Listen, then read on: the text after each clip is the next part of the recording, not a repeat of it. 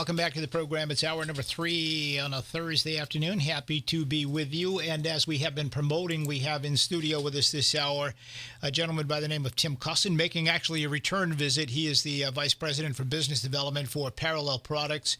And Tim was with us in studio, I guess, maybe about a month and a half ago already now, huh? Yeah, right around then. Yeah, and so you came in when people began to get mailings from some unknown group that was warning them about this ominous project that was coming to the industrial park, or the business park as we call it now. We asked you to come in and explain, because there were a lot of rumors back then about landfills and hazardous waste dump sites and all these kind of things. So you came in and you laid out a pretty decent presentation of what exactly it is that you're proposing, and the applications that you have now before the Department of Environmental Protection for approval here.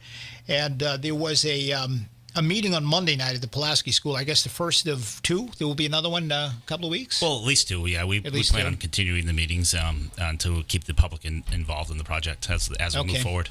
Good crowd on Monday night from what I hear. Yeah, I think there were around 200 people, give or take a few. They were a little vocal, but I suppose that's what's... Yeah, I mean, you have to expect that in a project like this, right? There's emotions involved. There's people's quality of life involved, and we take that very seriously. I want to, we heard...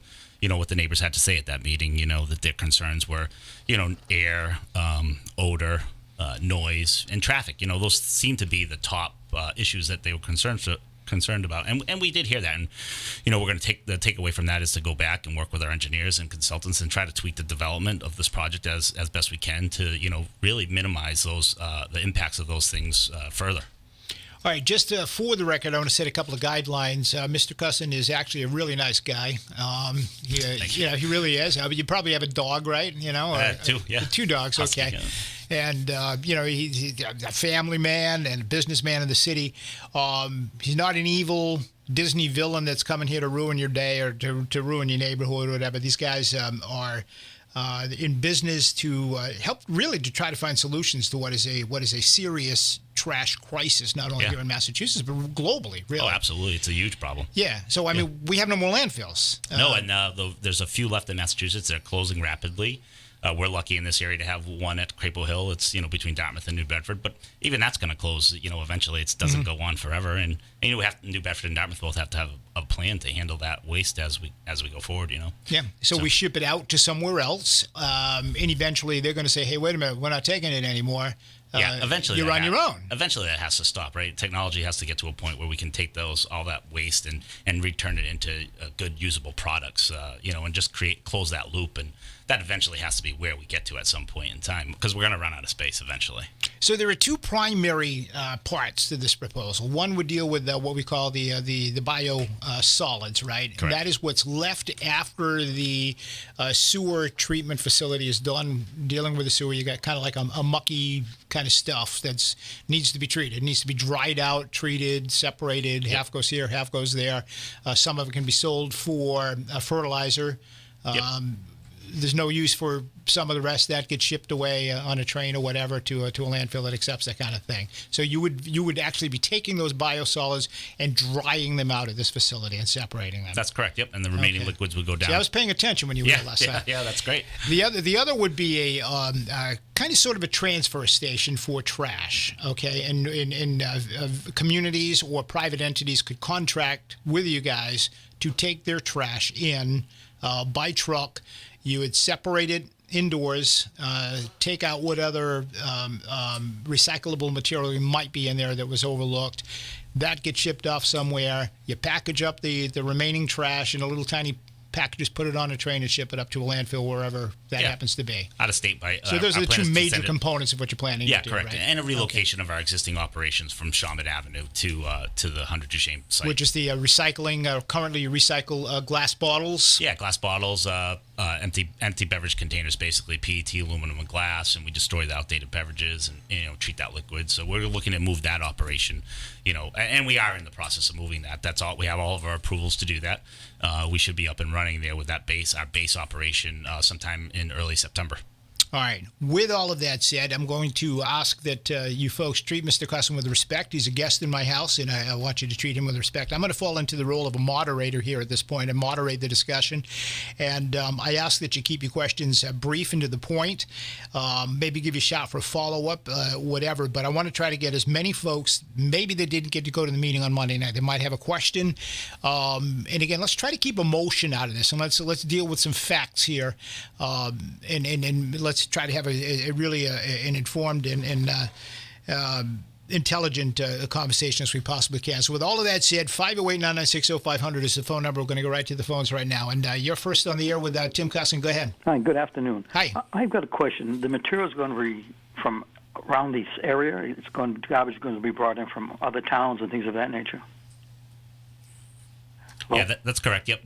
There'll be materials will be brought in from other communities outside of New Bedford and Dartmouth. Okay. What safeguards do you have in case there's radioactivity coming through this garbage? So there's waistband items. So no hazardous material. We can't accept material. No. You might not accept it, but what if it sneaks through? If it sneaks through, then we would have to treat it as how it would have to be treated. I don't know the exact answer to that, but if we were to get hazardous materials such as medical waste, I'm assuming is what you're talking about. Right, but you have nothing built into your system to prevent this? All loads are inspected. I know they're all inspected. Are they inspected in case there's radioactivity? That's all I'm asking. Well, that's what he's saying. Yeah, I mean, it would be once it arrives here, it would be inspected. Anything that was not allowed to be there would be taken out. You can't. First of all, you can't take it out. You got to close down the facility immediately. Okay. All right. Just wondering because you have to have devices in your system to when it comes across, it indicates if there's activity in that radioactivity situation. All right. Thanks very much. All right, thanks for the call. 508-996-0500. You're up next on WBSM. Go ahead. I was going to ask how you can make sure there is no smell from neighbors. Good question. Smells, Great, odors. Yeah. So yes. the whole facility is everything we're proposing to do, whatever it may be, is proposed to be done inside of the facility. So in the case of the biosolids facility, the building is built under negative pressure, and all the air has gone through a scrubbing system to treat the odors and remove those odors. Indoors. Everything 100% of everything we're doing is done indoors, actually, yeah. And that brings up a good point. There was a lot of comments that we heard the other night about some of our glass operations that we were originally proposing to do undercover, but still, like the sides of the building would be open, more of a canopy style kind of thing. And after that meeting, we've gone back and we directed our architects to go and look at the possibility of enclosing that canopy now, so that there actually would be nothing now done at all in exposed air. Everything would be done actually inside of an enclosed facility. So that was one good thing that we heard at that meeting. We've gone ahead and directed our architects to try to make that change, to look into making that change. Good, thank you. All right, appreciate it. 508-996-0500. You're up next. Go ahead. Oh, hey, Barry. Hi. Hi, Barry. Hi, Mr. Cusson. Yeah, is that facility open yet? No, it's not. We are running there. Part of our operations are running there right now, but we fully won't be moved over there until sometime in September, and that's our existing operation on Shaman Avenue. This is everything we're talking about now. The biosolids MSW is a long permitting process. I think there's 9 steps that we have to go through to actually obtain a permit. And we are talking sometime, end of if we were lucky enough to obtain our permits and work with the city and the neighbors and kind of appease everyone's concerns, and we do get those permits, it wouldn't be till probably end of next year that we'd be looking at opening up. That's fine. Now, do you have different companies coming in there, like BFI, Waste Management coming in there, all these different companies dropping up waste at your place? Yeah, so it could be either private entities, or it could be arrangements with municipalities that need disposal, and we would have contracts with both of those types of companies. Okay, great. And municipalities. Okay, my main question here is I was on 195 and I was going up. I was behind a Waste Management, like a big container truck, and it was spewing out papers, like maybe 5 or 6 papers every few seconds. And then I went on 140. It was going the right speed, so I stayed kind of behind it, and it was going up. I took the rail. It was still spewing up from papers. It must have loaded paper. It's like 8 inches by 4 inches, say. and I took my exit at Phillips Road, and it kept going. I don't know. But what's your question, though? What's your question? Well, you need better containment. If that truck was going to your facility, that's unacceptable. If you ask me, it's just doing out paper, or say if it had other kind of. I agree. I agree 100%. Any vehicle that has waste blowing out of it is a problem and shouldn't be allowed, and that should be being enforced now. So I would agree with you 100% that would be a problem. Yeah. So that's my thing about my phone call is like keep an eye on that. All right, my friend. Appreciate it. 508-996-0500. You're up next in WBSM. Good afternoon. Yeah, my question is about the smell, just particularly the biosolids. The transfer is another issue. But the biosolids, according to EPA documents on biosolids, which anyone can look up, they have the different plants in operation.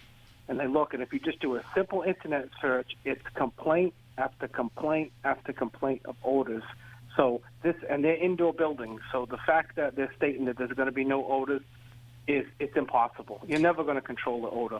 Yeah, I don't know what type of facility you're referring to, but there's many different types of facilities that treat biosolids. You have facilities that take biosolids and compost them into piles with other organic materials. So that's totally different than what we're talking about. And those do. Well, hold on. You asked them a question. Let me answer your question. Okay. So yeah, I mean, without specifically knowing what type of facility and process you're talking about, it's hard for me to comment on it. Well, I'm just going to interject, and Barry can do his research. Just look online, EPA.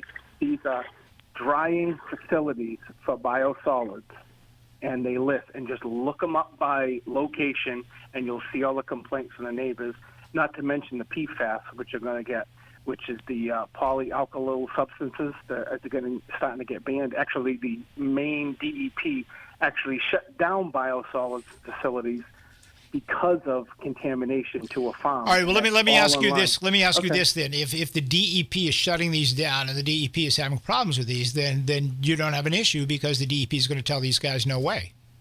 Yeah, that's what I'm hoping, because Maine DEP already did that, and that's only that was for production of the biosolids to be on the farms, because there's one farm that's completely ruined because of PFAS. And my question is, if they're drying that in a residential area, PFAS are toxic in extremely low levels, and you can research it on. All right, let him respond. But I think what you're telling us here is that yours would be dried indoors, right, by dryers. The process is different from what's being described here. Yeah, I think he's referring to a facility that was up in Maine or New Hampshire that was an outdoor facility actually that used compost and mixing things together. And so there's many types of biosolids treatment facilities. There's some in Connecticut that have been shut down. This is an indoor drying facility where we're describe the process. Okay, so the truck leaves the sewer treatment facility down to the south end, loaded up. It comes into our facility. We hook a hose up to it. It comes from the tanker truck into our facility.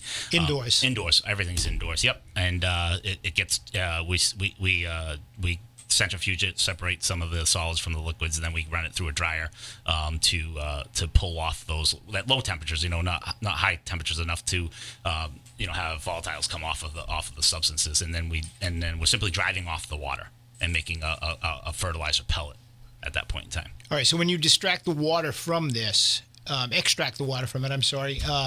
creates a steam, right? Because you've got heat involved. Yeah, and everything goes through a scrubber. So all of the emissions, including the air in the building that gets sucked in under the negative pressure, gets treated. And then it's released. Yep. Treated and then released. Treated into the and released. Yep. Okay. 508-996-0500. You're up next. Go ahead. Yeah, we don't want one of those facilities in the North End. We've got residents all around there. There's not enough highway infrastructure to adequately have that type of traffic. And to have a sludge facility feet away from people's homes is not a good thing to have. Find a different location. Thank you.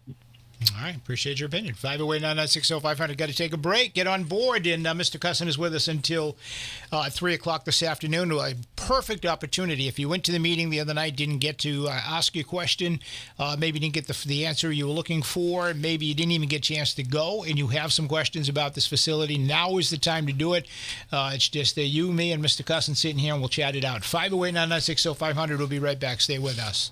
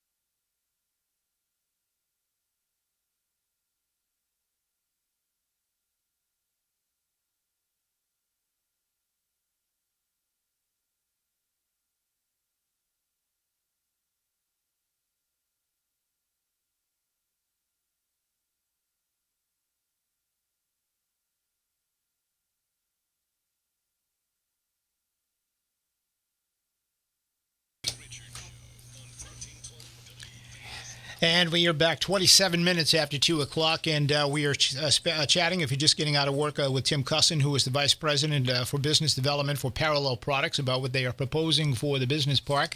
And we are taking your call, so let's get back to doing that. At 508-996-0500. Thanks for hanging on. You next in WBSM. Good afternoon. A question for you guys. Go ahead. Sir, the sludge that comes out of the treatment plant on the south end, right now that's shipped out of town somewhere. Is my understanding correct that you guys will be able to burn that first at some point? Well, we're not burning anything, but Not burn it. No, we don't burn it. We're driving off the water using heat, so there's a very big difference. Currently, it is being incinerated, so it is being burned currently. But you're right, that's taken out of town, out of state, and it's processed in another community, and it's being incinerated in another community. We would have the ability to process that material on site, but we do not have an arrangement with the city to do that. If the city did go out for an RFP, we would have a high level of interest in working with the city on that. I would think that you'd be able to offer a significant savings since it's not being transported out of town somewhere. Sure, yeah. I mean, it's New Bedford spends millions of dollars a year treating those biosolids, and a lot of that is in transportation. So you can just imagine the savings that you could get just by eliminating transportation. Okay, thank you. You're welcome. Appreciate the call. We currently ship it off to Rhode Island, right? Somewhere in Rhode Island? Yeah, in Rhode Island, yep. That's where it currently goes. All right, 508-996-0500, and you are up next on WBSM. Good afternoon. How you doing? Good. My name is Johnny Warno. How you doing, Mr. Cusson? Good, how are you? Not bad. So, just a quick thing here. Back in 2000, I had bought a ranch way up in the northern part of Dartmouth. In fact, my property abuts to the very top of Industrial Park, and not far from me on the west side is the Crapo Hill dump. Now, you're aware with the dump, aren't you? I'm aware that the Crapo Hill dump is located in And Dartmouth. you're aware of the size of the dump, how big it is, right? Yes. How long they've been shipping garbage up there. So, I just want to tell you that, and I knew that the dump was there when I researched the area before I bought this property. I knew the dump was there first. So at one point throughout the early years, we had a problem with smell from the dump. So me and a few of my neighbors, we went up there during business hours, and we talked to the manager, a guy named Hank, who's a great guy. And, he worked with our concerns, and he came up with a plan to take care of the smell, which was very successful. And they were harboring the gas that come out of the dump, and they're actually using it, recycling, using it on generators on the property now. And they got rid of the smell. So, Yeah, I mean, they if installed a operation- methane recovery system that right, they recover. methane. Yep. Exactly. So if a big operation like that can take care of the smell, my question to you is, would you be able to do that at your place, and would you be as willing to be as friendly and working with the neighbors as the dump has been? Oh, we welcome the opportunity to work with the neighbors. We'd love to get a working group together to sit down and work with our engineers and to really learn about the project. So absolutely, we believe in transparency, and we want to be as open as possible. So the answer to that question is unequivocally yes. We'd love to work with the neighbors. Well, our project doesn't. I want to be clear though. Our project doesn't produce methane. Where the material isn't sitting on site, the decomposition doesn't start. The material has to come in and go out relatively fast. Within 24 to 48 hours, a material that's shipped into our site will be shipped off site, the remaining balance. So we're not producing those gases that you referred to that are produced in a landfill. We are very far from a landfill, and I think that early on there were some misconceptions that we were creating a landfill. And I think we've put those to rest that it is not a landfill. Everything is done in we're more of a factory. Everything is done inside. So what type of odors would come from the product that you're having over there, if any? The odors, there are more odor concerns from the biosolids project. It is a biosolids cake that comes from a wastewater treatment facility, so you do have an odor that comes with that, and we do have to be prepared, and we are. We've developed our system far and above and beyond what is recommended by the DEP for as far as levels and treatment, and we've gone way beyond that, and we've instructed our engineers to go beyond that and design this so we don't have a problem. We don't want to build a facility and then have problems day one. We're not looking to spend, this is a huge investment. It's $50 million that we're looking to invest into this facility. Sure. The last thing we want to do is create a nuisance condition for any of our abutters, whether it be a commercial abutter or a residential abutter. We do not want to do that because eventually, and you see it throughout history, if a facility has a problem, that facility will close. It will reach an unattainable position, and it will close. We don't have we don't have an interest in investing $50 million and have a close facility in 3-4 years. Sure. We wouldn't if we couldn't achieve what we're saying, we would not open this facility. We would not begin to permit this facility. Right. So if there was some kind of an odor or something that did leak out into the neighborhoods, naturally you're going to take every effort you can to solve that problem so that, you can keep your investment. Yeah, absolutely. We've been a good corporate citizen. We've been in Shaman Ave for 10 years. I think you can check with the Board of Health. I think maybe in that 10 years we had one complaint, maybe of a little bit of errant trash blowing around in the road. I'm not even sure if it was from us, but we scrambled right away and picked that up. So yeah, we've been a good corporate citizen. We look to continue that relationship with the city and the residents of the city. And we would obviously address any issue that did come up, whether it be a traffic issue or a noise issue or anything as quickly as we could. All right, Johnny, let me hold you right there. I want to grab another one. 508-996-0500. You're up with Mr. Cusson. Go ahead. Yes, good afternoon. Could you tell me who the president of the company is? Yeah, the president on our website is Eugene Kiesel. Please? Eugene Kiesel. And are you a resident of the city of New Bedford? I am not a resident of the city of New Bedford. I reside in Dartmouth. Okay, thank you. Bye-bye. That's it? Okay. That was easy. I wonder if there's a point to that. You don't live here, so take your trash and bring it elsewhere, right? I'm not sure. I consider myself, as part of the community of New Bedford. I love New Bedford just as much as I love Dartmouth. It's a great community.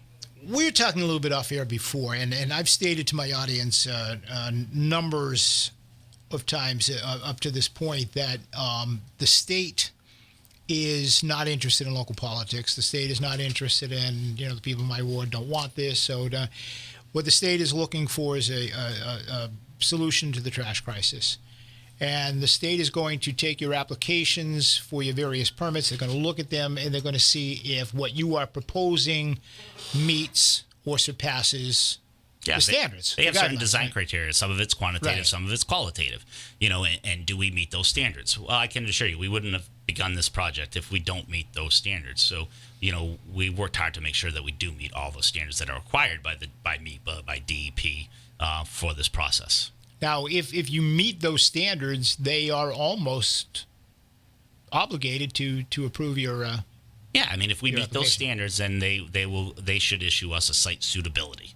And that's just, after the MEPA process and after this process is done, we go on to that process, which is the DEP site suitability process. And I think that's what you're referring to, where they make a determination if we do meet all those criteria, and if there is no health or safety hazard. And then if we do meet those criteria, then they'll issue, they'll issue a site suitability. And that basically gives us the ticket to the next show, right? We'll then work with the city of New Bedford and the Board of Health on site assignment and go through that process. And then there's still, even after site assignment, we have to design the facility and then permission to operate the facility. They do a last check to make sure, did you build the facility like you said you were going to? Did you put in the scrubbers? Do you have the groundwater separation? Do you have impervious concrete surfaces to collect? Can you collect any runoff from the systems? All those things, and we have to make sure we meet those before they'll give us a permission to operate. Before you open, yeah. And I'm talking, end of next year. This is a long process. So somebody called and asked earlier, does Parallel Products currently operate this type of facility somewhere else? No, we don't. We don't currently. This will be the first one of this facility. But I would say these facilities, and specifically the biosolids and the MSW facilities, are operated in Massachusetts now. All right, I was going to ask you that. Is there a facility that you might recommend that folks from around here maybe take a drive to on a Saturday and take a look at and then see for themselves what? I think if you Google biosolids drying facilities in Quincy, Massachusetts, or in other parts of the states, I don't really want to give any names of companies out, but it's easy to find, and you can drive around and go see those facilities. And they make the fertilizer. You could actually buy the product that we're talking about that you could buy to use in your garden or where, and it's commonly used in farms. You could actually go buy that product and try the product out. All right, so there are facilities like this that have been licensed in Massachusetts and that are operating currently. Yeah, there's at least, trying to go by memory, but I think there's at least 4, maybe 5 of those facilities throughout the state of Massachusetts doing the biosolids drying of what we're talking about. Okay, what kind of tax commitment are we talking about to the city in terms of your operation? Or would you be seeking any kind of a tax incentive? No, we're not seeking any financial commitment from the city. Matter of fact, the project has no public funds committed to it other than the $500 IRAP grant that we got for the rail access program. So it's all privately funded, and we haven't. We're a taxpayer of the city now. I think last year we paid close to $400,000 in taxes for the various properties that we own and or operate in the city, which is more than one. And we have more than one facility in the industrial park actually now. So, we paid that, and then we had additional fees we paid to the city for the wastewater that we created that go to the city for that. So I think we're up over $500,000 in fees that we currently pay to the city, and that'll grow significantly if this project comes to fruition. Those numbers will get larger. And you're talking about eventually about 100 jobs out there? 75 to 100 jobs. It's tough to say until we kind of can really nail down some of the final sortation of the equipment. Whether we go with more robotics or more labor. We'll have a mix of both. Mm-hmm. And somebody mentioned the other day that they heard at this meeting on Monday night that this would be a 24-hour operation. Yeah, that's correct. Yeah, it's important to know it's 24 hours operation inside. That doesn't mean that necessarily we're receiving materials 24 hours. I think we have right now proposed in our application 6 to 6. But that was a good point we heard from the audience. We originally thought 6 to 6 would be good, but we may look to change that, and we'd love to work with the community about those hours of operation, how they can work. Can we change them? For instance, could we open up earlier, say 5? Would that be acceptable? And if we opened up at 5, that would drive traffic away from the highest traffic time hour in the morning, which is 7:30 to 8:30. Those are the highest counts in that area, right? So if we could go to 5 instead of 6, that would actually drive some of the traffic down to those earlier hours. We'd actually be holding people off coming into the facility waiting till 6. So people would rather come in, the 5:30 time frame. That would actually reduce the traffic counts at that period of time in the high AM peak morning, 7:30 to 8:30. So, those are some of the things that, we can work with the community on and talk to. But, maybe they would rather have us at 6. But we don't know that until we can kind of get into a working relationship with some of the neighbors or neighborhood groups. We're really looking for that opportunity to work with the neighbors and, develop a successful project. Okay, so there would not be trucks arriving and departing from this facility 24 hours a day. It wouldn't be happening. So, we're talking about the trash trucks deliveries, right? We still have our normal business that goes in and out, and generally those shipments probably stop around 10 o'clock. But those are just tractor trailers that go up to a loading dock, that are picking up palletized goods that happen every day in the park around the clock. Titleist and all those facilities have those shipments. But what we're really talking from 6 to 6 is the deliveries of the trash, And one of the other things we heard is, from a traffic, was trucks going over Phillips Road, going past 7 and going to exit 5 and coming up, Phillips Road as a safety concern. And, we agree 100% that is a potential problem. If it's happening now, that's a potential problem, with the trucks that are currently going to the landfill. So we would support fully, whether it's the city council, the traffic commission. I'm not really sure who controls that in the city or just the city in general. Putting some truck travel restrictions on Phillips Road between Braley Road and or the gas station that's down closer, to Welby Park, so that it's done in other municipalities all over the country. That truck traffic is not allowed on that surface road, and we would fully support that. We don't think trucks should be on that road. We'll police that ourselves. And enforce that ourselves, but we fully support the city putting in that kind of regulation. I kind of think it should be done now. If I heard from some of the residents that that's a problem now, not our trucks, but the trucks that are going to landfill. So we would support that. 508-996-0500. Thanks for hanging on. You're next with Mr. Cusson. Go ahead. Yeah, hi. How you doing? Good. A comment and a question. Maybe a couple questions. The comment is on the facility that is already permitted there for the glass. I'm glad to hear that you're actually going to wall in the overhead cover where there'll be loaders working late night over there.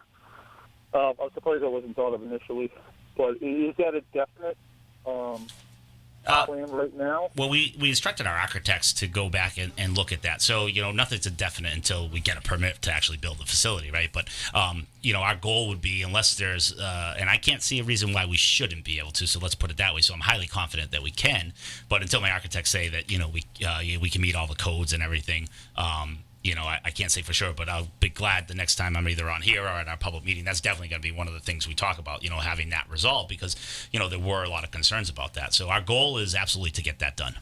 Okay. My other question is, what's the tonnage, I'm going to call it trash mining, for lack of the actual term. What's the tonnage of trash that's going to be mined daily at the facility? So our goal is to initially divert 20 to 30% of the incoming stream as recyclable material. So that's bottles of cans. So that's your PET bottles, your aluminum beverage cans, your dish detergent bottles, some cardboard, metals, aluminum tin, things like that. So that's the existing tonnage would be how much? So 1,500 tons a day, and so we're looking for somewhere between 20 and 30% of that to come out as recycled material. Okay, so like 12 tons a day of garbage will be left to be shipped off-site. Now, it's my understanding, as I was at the meeting the other night, that the only way that would happen would be if there was a rail connection, because that would have to go off on rail cars, correct?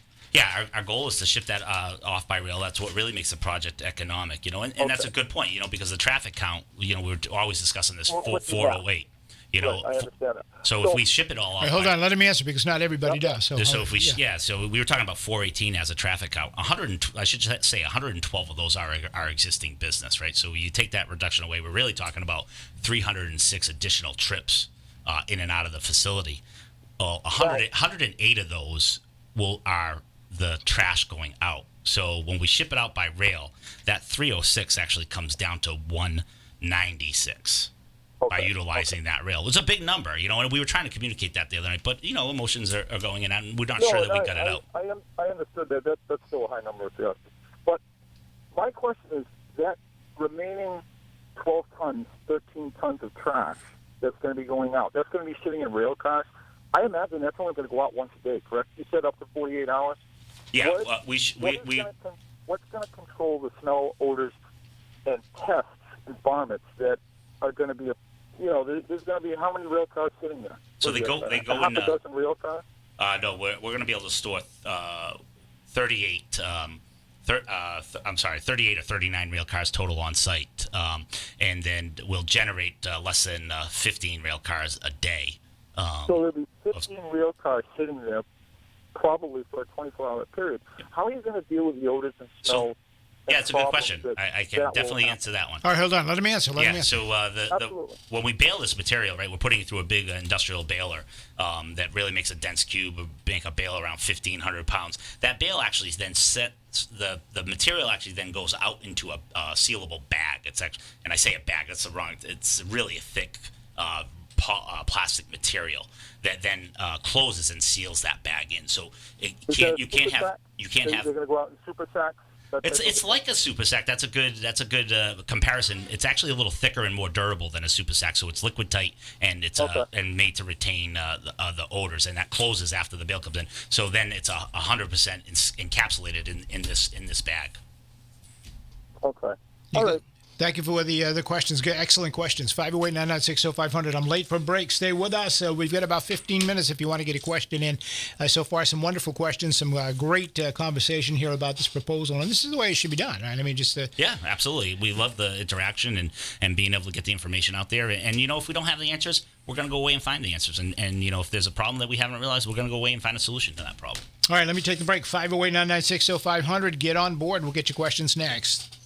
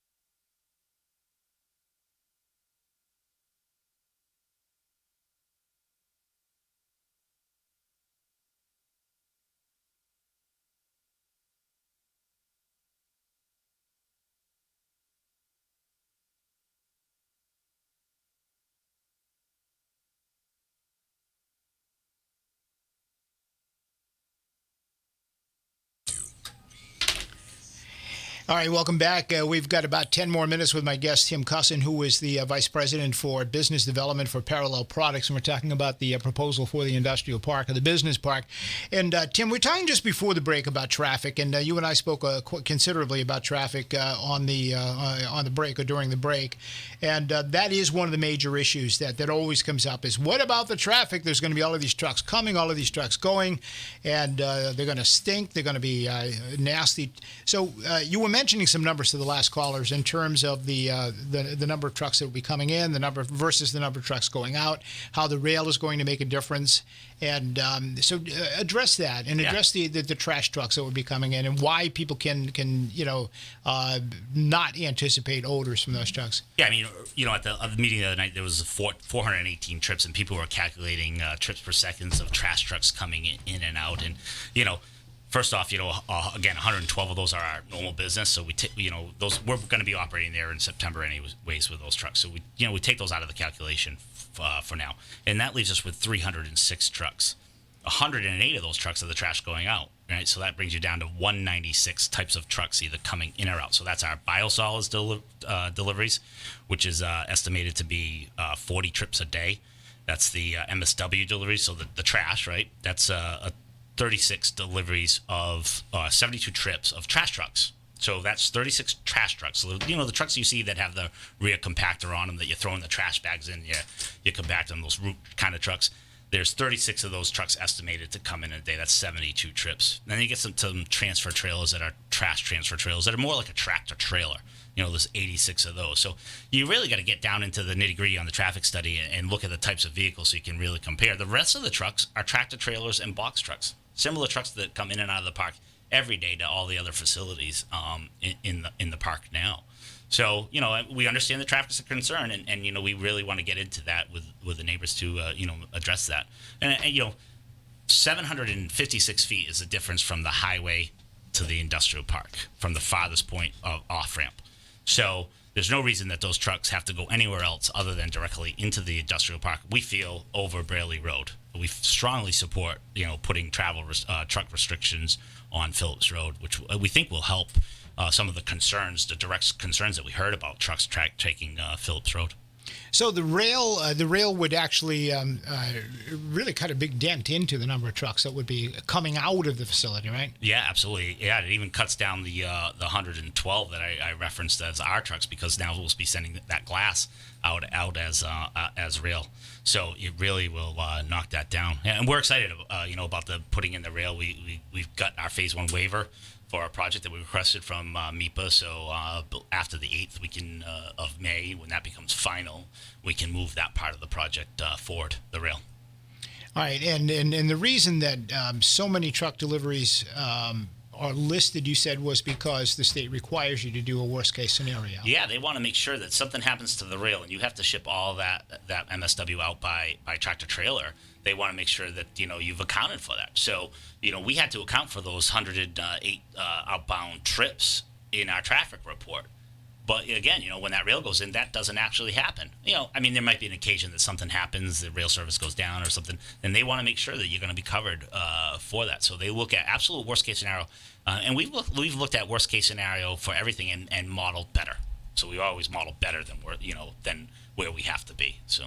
Any discussion about traffic lights at that intersection? It's not really up to us, and I don't think it's up to there's certain standards that trigger traffic lights, and there's certain counts that trigger. As I'm looking at our study, I don't think it actually gets to that point. So, but we would support that if that's something that was deemed necessary. We would absolutely support that. But that's really kind of out of our thing. I think that's more Mass DOT gets involved in that, especially as it becomes so close to the sometimes highway. Lights become part of the mitigation process. Yeah, and all absolutely. that. And we'd be happy to to work with the city or DOT or whoever. Seems to me that would create more of a backup to the highway, though. Yeah, the proximity to the highway. I'm not really sure how that would work. I go into the park a lot. Other than those hours, those peak hours in the morning and the peak hours in the afternoon, it flows pretty well.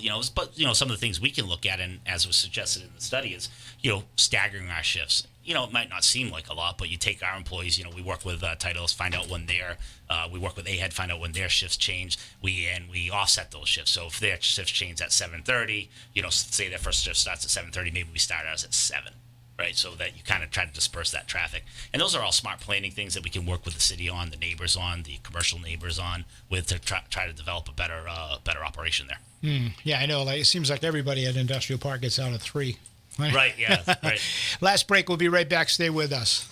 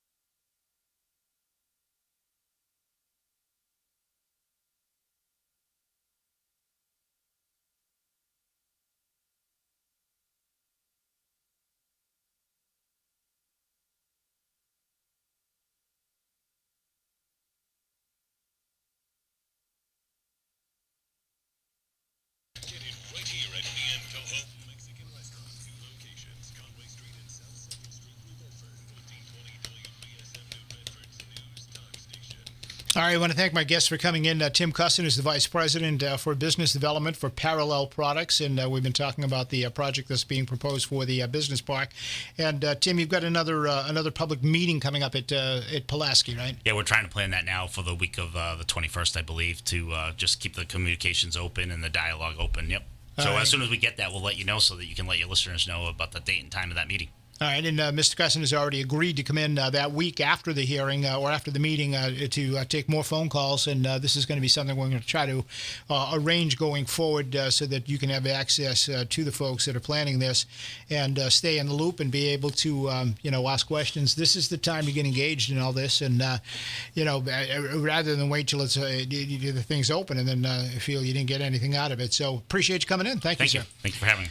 All right, we're going to wrap things up. We've got Howie Carr coming up after the news, and we hope you stay tuned for that. And Red Sox baseball tonight, of course. The Red Sox are out in Chicago. We'll have it for you. First pitch just after 8 o'clock. And we're back tomorrow at noon for the final day of the week, and we'll see you then.